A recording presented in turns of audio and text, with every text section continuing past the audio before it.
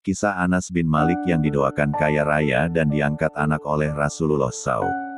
Suatu hari ketika Rasulullah SAW baru saja hendak tinggal dan menetap di Madinah, datanglah menghadap Al-Gumaisah binti Milhan, ibunda Anas.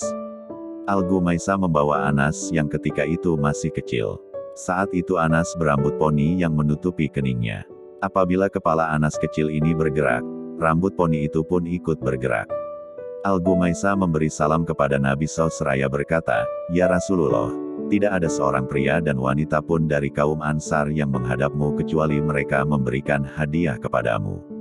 Aku tidak memiliki apa-apa untuk dijadikan hadiah selain anak ini saja. Ambillah ia dan jadikanlah ia pembantumu, ya Rasulullah." Baginda Nabi SAW pun sangat gembira mendengarnya dan beliau menerima Anas dengan wajah yang menunjukkan rona kebahagiaan.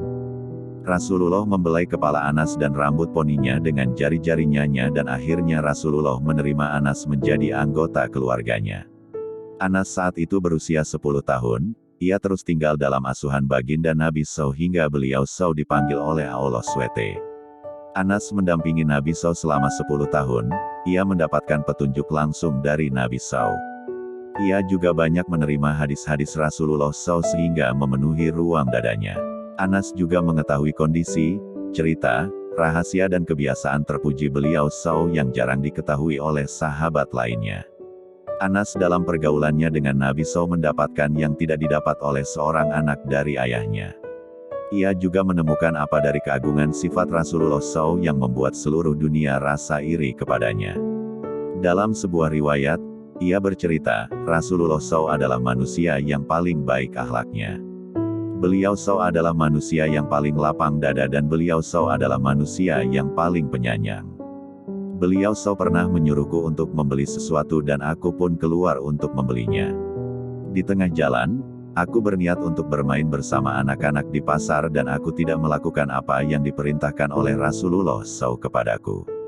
Saat aku sudah bertemu dengan anak-anak tadi aku merasakan ada seorang pria yang berdiri di belakangku dan ia mengelus pundakku. Lalu aku pun menoleh ke belakang, ternyata ia adalah baginda Rasulullah SAW. Beliau SAW tersenyum seraya berujar, "Wahai Anas, apakah engkau sudah melakukan apa yang aku suruh?"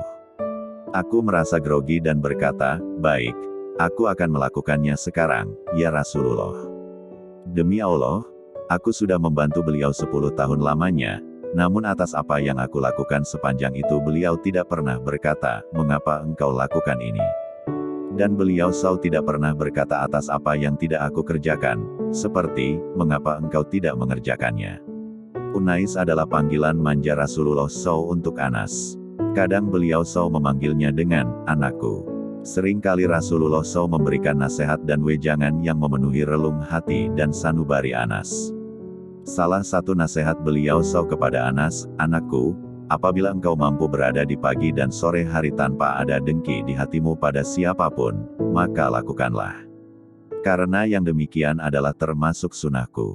Barang siapa yang menghidupkan sunahku, maka ia telah mencintaiku. Barang siapa yang mencintaiku, maka kelak ia akan berada di surga bersamaku. Anakku, jika engkau masuk ke dalam rumah, ucapkanlah salam, karena itu akan membawa keberkahan bagimu dan juga bagi penghuni rumahmu." Rasulullah SAW juga seringkali mendoakan Anas bin Malik. Salah satu doa beliau SAW untuk sahabat Anas adalah, "Allahumma arzuku ma'alan wa waladan, wa barik lahu, ya Allah, berikanlah ia harta dan keturunan serta berkahilah hidupnya."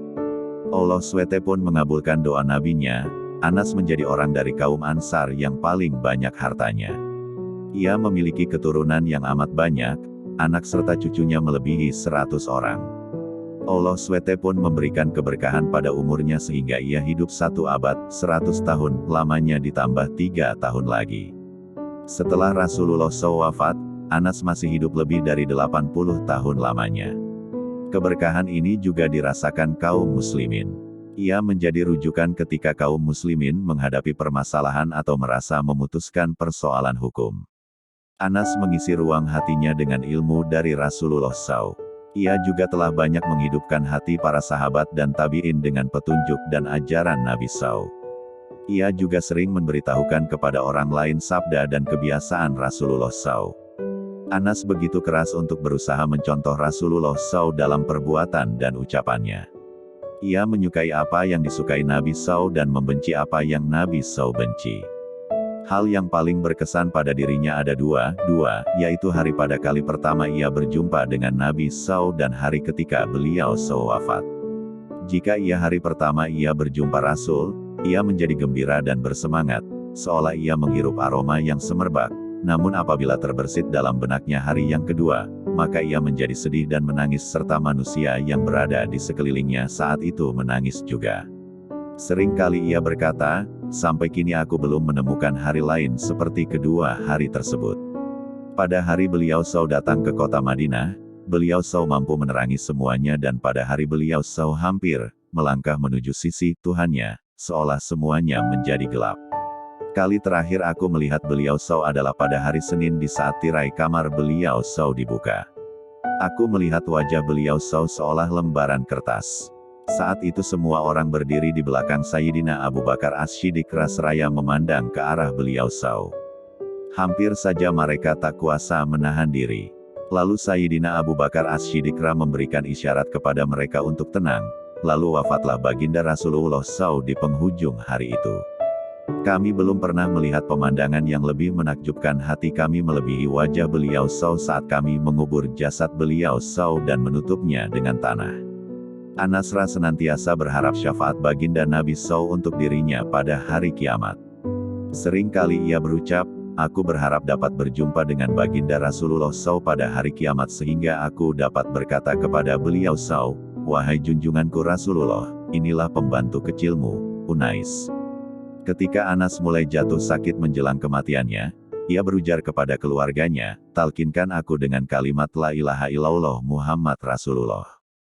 Dan ia terus mengucapkan kalimat itu hingga malaikat maut menjelang.